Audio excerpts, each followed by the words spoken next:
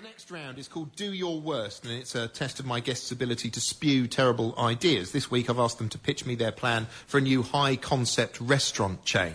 Experimental chef Heston Blumenthal is opening a chain restaurant. He's going to sell boiled chains. Probably on a bed of pureed antelope and marmalade. Sounds lip-smacking in that I'd rather be smacked in the lips. Being a top restaurant chef isn't easy. Some people criticise Gordon Ramsay, but I've learned a lot from him. Just last night, I prepared a venison stew while screaming obscenities into a stranger's face. Josie, come on, hit me with a restaurant chain idea.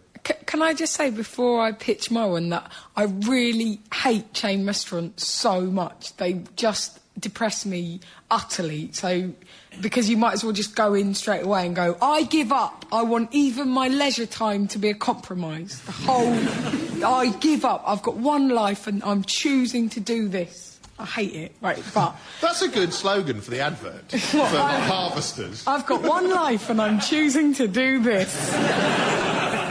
Go on then, what's your restaurant chain idea? OK, right, so you would sit down and it would be called Teacups and Daisies, right, and it would be really cute, and they would have gingham tablecloths, and you would sit down and they would bring out one of those really, really, really cutest thing in the world, teacup pigs, and then they would stab it in the stomach in front of you, and it would be crying, like, weep, like, ah! But, like, the cutest crying you could imagine.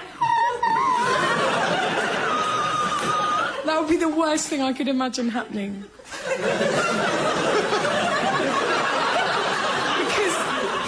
In the world just to have two teacup pigs and call them Professor and Mrs. Porkington. It's so cute. So basically what you're saying is like an appalling act of cruelty. Yeah.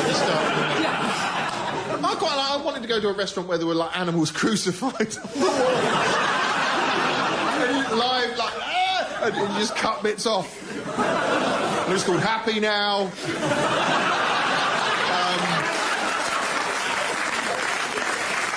Lee Mack, what's your idea for a high-concept restaurant chain? Have you heard of these blind-themed restaurants? Yeah. Yeah? You heard of these? Yes, there's a restaurant where it's pitch black. Pitch black, called Don Le Noir, which is obviously French for we couldn't get a top chef, so we had to go for the novelty factor. The idea is you go in, it's pitch black, and it's supposed to be more senses to your, you know, more sense on your mouth. And right, so... And in your lap as you, like, spill. Yeah, more pain in your crotch. But I hate small talk in restaurants, so adopting that theme, instead of a blind one, it's a deaf one, and everyone is given earplugs so you can't hear anybody else. And you don't have to make small talk, and the waiter can be a bit more honest and enjoy his day as well and can say, do you want to have a look at the dessert, Charlie, you fat get? No, just more honesty. I don't want to make small talk, Charlie. Like, I mean, how does the you just point at stuff on the menu? So it's like being abroad. It's like just being... It's exactly what it's like. If they don't understand, you point. If they really don't understand, you shout. That's exactly what it's like. Torremolinos, it's going to be called. Tom, what's your idea for a chain restaurant? My chain of restaurants would be called Cramp. What you do is you'd go in and then there'd be a big pool and you'd have to get in and tread water in the pool, and then sort of food would float over on like little lilos and you'd sort of have to just like nibble at it and stuff. And then it would more just be a massive... It's not a great business model, just a massive sort of thing to prove my mum wrong that you definitely don't get cramp if you eat and swim at the same time.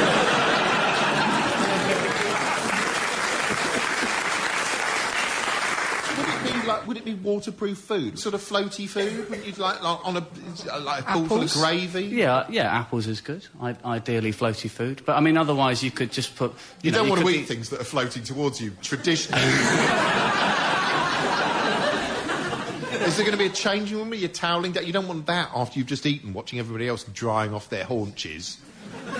You haven't thought this through. Not massively. Anyway, OK, Josie, you had the sort of pig slaughtering restaurant. Lee, your idea was for a restaurant where it simulates deafness. And Tom, yours was a sort of floating, horrible, cramp, score-settling, petty score-settling. I didn't use the word horrible. You're trying to sort of, put influence... Right, charming. Thank you, yeah. Pointless. Well... you know what, Josie, I'm going to give the point to you. The next round is called This Putrid Modern Hell. It's a sort of hate rally against the 21st century's biggest little annoyances. I'll be asking my guests to nominate the thing they hate most about today. and the best answer wins a point. It's about hell. No one can agree on what constitutes hell. Jean-Paul Sartre said, hell is other people, which is another way of saying all my friends are philosophers. The world has changed beyond recognition in recent years. If you showed an iPhone to Sir Walter Raleigh, chances are you'd either be having a boring dream or an exciting night of grave digging. Modern technology has replaced many of our traditional comforts. Instead of a pet, I've got a mouse. Instead of a wife, I've got Wi-Fi. And instead of friends, I've got absolutely nothing. Tom, what annoys you most about the modern world? On my way here tonight, I was cycling here. The car in front of me just put its hazards on and then did some of the most dangerous driving I've ever seen. And I think that it's kind of a way of people just flagging up that they're about to do something that's potentially life-threatening. That's all it's for, really. It's kind of like, it's just sort of saying, well, sorry, but guess what? You know, you might well die. And here it comes, yeah. And it's that kind of, that attitude with hazards that just irritates me so much. You just kind of, you can't stop here, obviously you can't... Can't I? Well, these winking lights disagree. And it's just...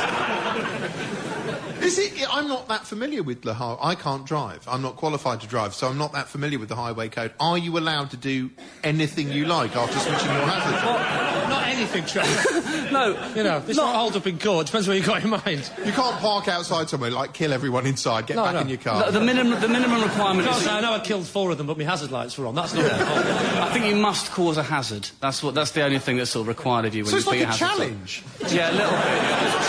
Mode for cars. Yeah. So you just switch your hazards on, you can mount the pavement, you can just knock dustbins over. I mean, it's a nonsensical thing, because it's saying I'm going to go left and I'm going to go right at the same time. So it's sort of just declaring that you're going to challenge the laws of logic. I used to cycle. Every week you would have a life-threatening experience, which would mean you'd arrive at work really sort of full of yourself for having survived an ordeal, which was kind of quite good, because you don't get that sort of... You don't on the tube every day. It's not like every day on the tube somebody nearly pushes you in front of a train. No, it's like if you were riding the tube and you were sort of just wobbling on the platform every day and go, and then you just sort of step back. It is a bit like that. Quite good. So I welcome the hazard lights. I welcome challenge mode and sort of... That's exciting, isn't it? They should play a dramatic chord when they're doing it. The hazard should go on. There should be a sort of dun-dun! Josie. The thing I really, really hate is when a new supermarket is opening and they write, your new Sainsbury's local is opening here, or your new Marks and Spencer's is opening here, and it's like they're taunting me because they know I don't want them, and they know that... It's like they're forcing it on me, but they're not even really, because it's not... I'll let you in a secret, it's not really mine. Like, it's not. I know for a fact because my behaviour in there has been challenged, right? Yeah, and if it was mine, then I'd be allowed to do whatever I wanted.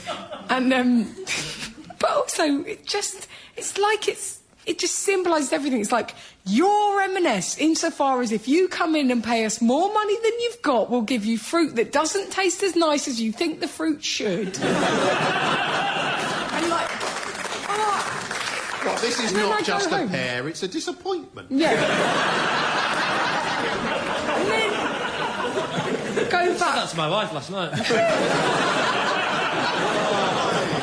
Hey, I'm cheeky, never blue.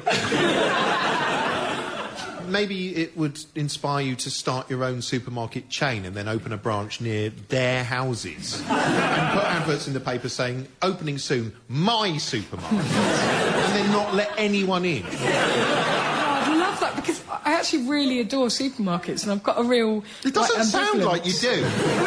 Well, I like to walk around really big ones and just look at all the stuff and think, oh, if there was the apocalypse right now, I'd be so sorted. Like, if the doors got shut, if I got shut in, I'd be like... I think that's going to be Morrison's Christmas slogan next year.